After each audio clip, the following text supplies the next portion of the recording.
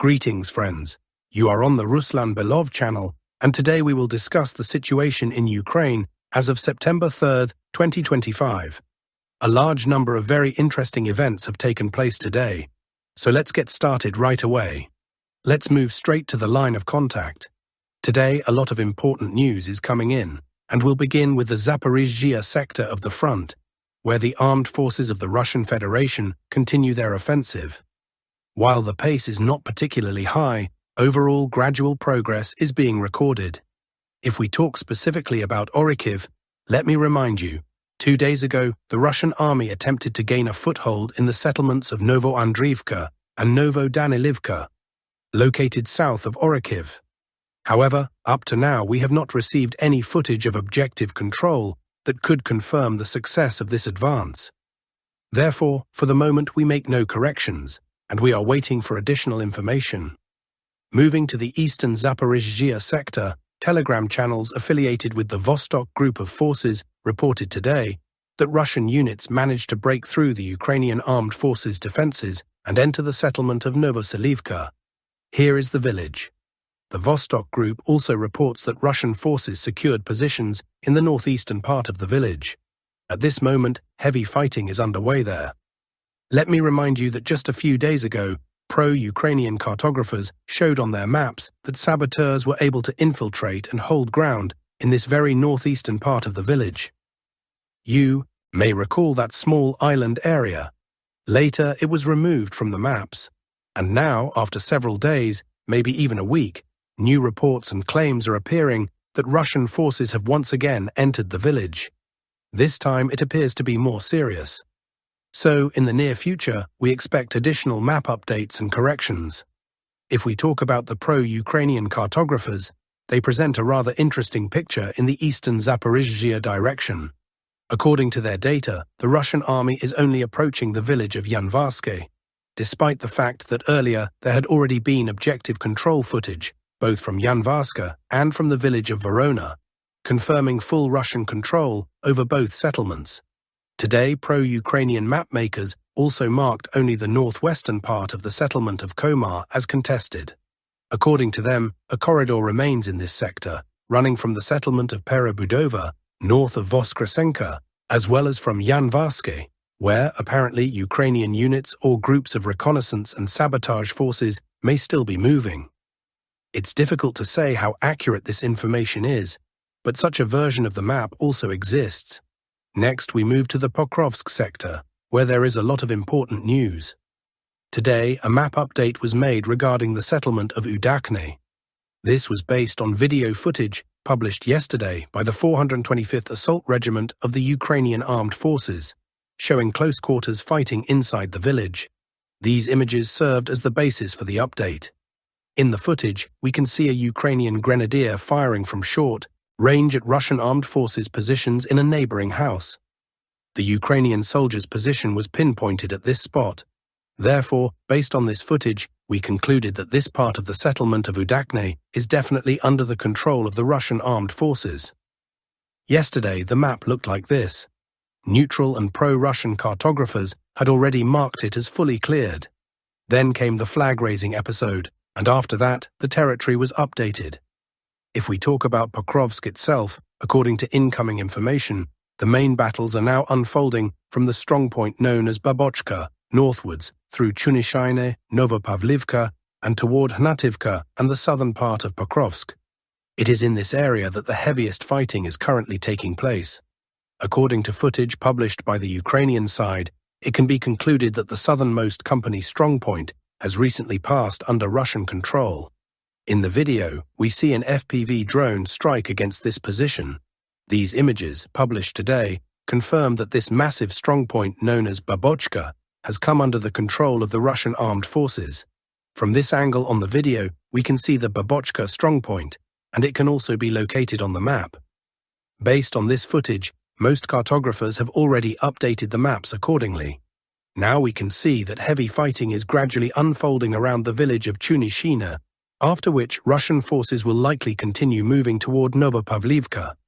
At this stage, a large number of artillery strikes, drone strikes, and multiple launch rocket system barrages are being recorded. So, alongside Russian infantry advances, there is constant artillery fire clearing positions between the strongpoints.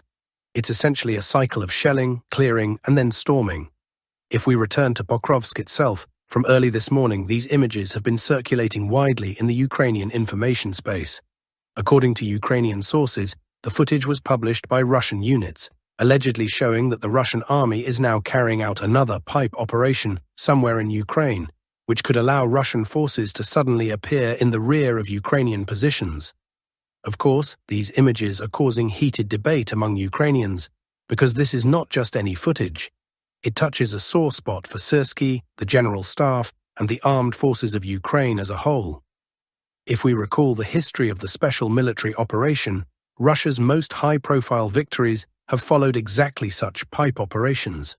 Let me remind you, the first pipe operation was in Avdiivka, then there was the Toretsk operation, then the Zaporizhzhia pipe operation. And now, possibly, a fourth one is underway. Avdiivka, the breakthrough of the front, Toretsk, Zaporizhzhia. All of these were very painful and damaging episodes for Ukrainian units.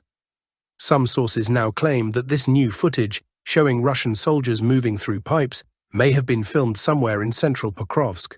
This is why the Ukrainian armed forces are on full alert, watching carefully for any potential sabotage groups emerging in their rear. On the other hand, some sources suggest that these pipes are very new, and the footage could instead show Russian units training somewhere, or perhaps be part of an intelligence operation aimed at keeping the entire Ukrainian military leadership and individual units in a constant state of tension, which in turn could lower their alertness when assessing the actual situation along the front. On the northeastern flank of the Pokrovsk agglomeration, the most striking and widely discussed footage today comes from the breakthrough zone. Ukrainian sources are circulating video of what can best be described as a special operation carried out by Ukrainian sabotage and reconnaissance groups. The footage was published from the area of the village of Boyka. I think all of you have already seen and discussed this video. We will also analyze it briefly. In the footage, we see two Russian soldiers moving toward the front line. They are walking just behind a man in uniform. The man in front is a Ukrainian soldier, but the Russians appear to mistake him for one of their own, possibly because he was wearing Russian-style gear. The essence of the episode is this: Russian units did not expect sabotage and reconnaissance groups in this area. After walking a short distance, the Ukrainian soldier slows down, falls slightly behind the Russians, and then suddenly opens fire on them.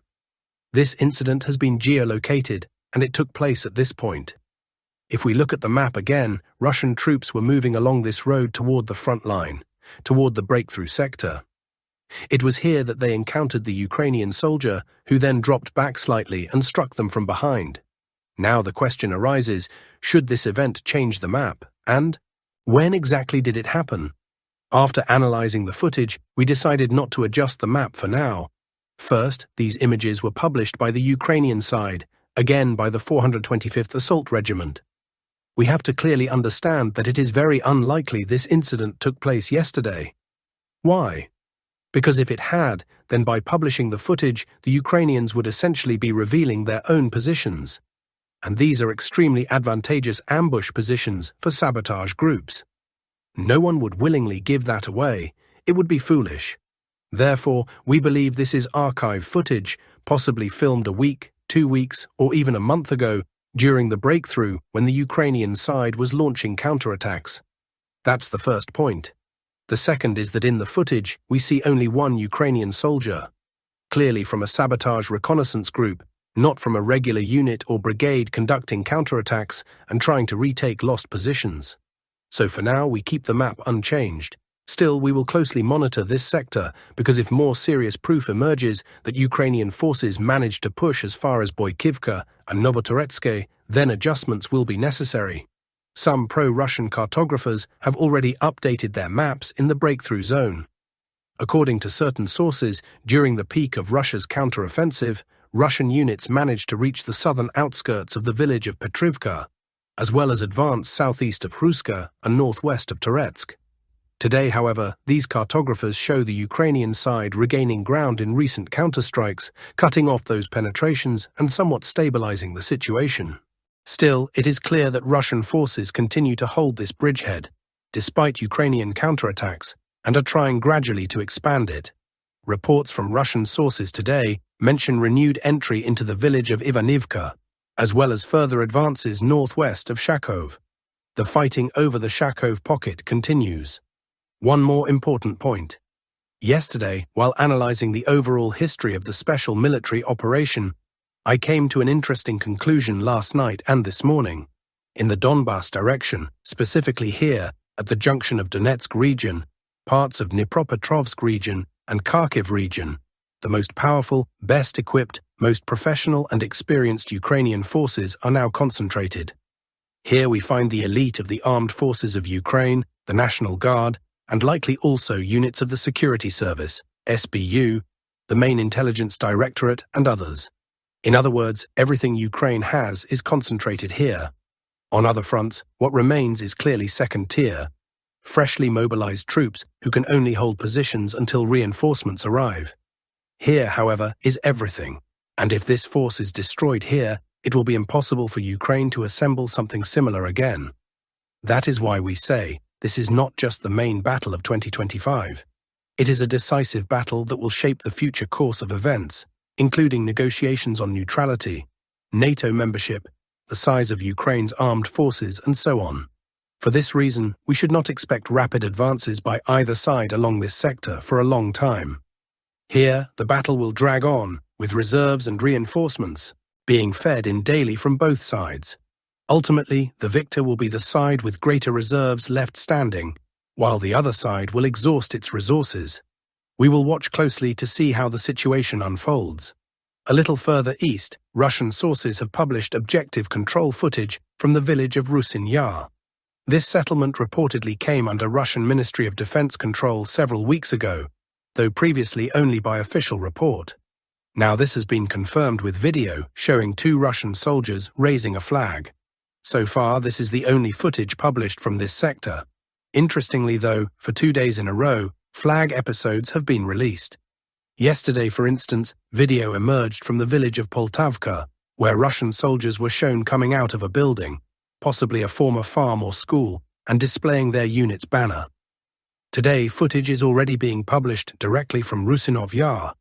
We can clearly see that there is now a strict policy, perhaps even a formal requirement, to raise flags in every settlement, record video reports, and so on. Meanwhile, the Ukrainian side has not shown a single video from either Poltavka or Rusinov Yar to confirm that they also managed to raise their flags there, as they did, for example, in Dakhnoye. We discussed this situation yesterday. Now we move on toward Konstantinovka. Here, the front line seems to have frozen for a while. Perhaps there is a regrouping underway, or perhaps the Russian side is completing its mop-up operations along the line from Nelipovka to Alexandro-Shultino. Still, the area remains tense. Russian aviation is active, FPV drones are operating, assault units are gradually clearing the forest belts. There is an ongoing build-up and regrouping. It is possible that in the near future, the Russian side will resume its offensive operations. But as of today, no adjustments are being recorded. In fact, we haven't seen any meaningful updates from this area for quite some time. The last confirmed change came either late last week or early this week, when the Russian Ministry of Defense reported clearing Nelipovka. That was the last recorded advance. After that, the General Staff reported significant gains along the M03 highway towards Slavyansk. And that was the end of it. Now we are gradually moving on to the most important and interesting sectors, beginning with the Seversk front. Yesterday, the Russian Ministry of Defense reported that Russian units had crossed the Bakhmutka River, cleared Fedorovka, and forced Ukrainian forces out of the settlement. Based on that report, we updated the map accordingly. That's how the situation shifted in the past 24 hours. Today, several pro-Russian analysts note that after securing Fedorovka, Russian forces began advancing through the settlement of Peresnoye, and Peresnoye itself has a rather curious history. About 6 months to a year ago, the Russian Ministry of Defense already claimed to have cleared Peresnoye. We even marked it on the map in Russia's favor.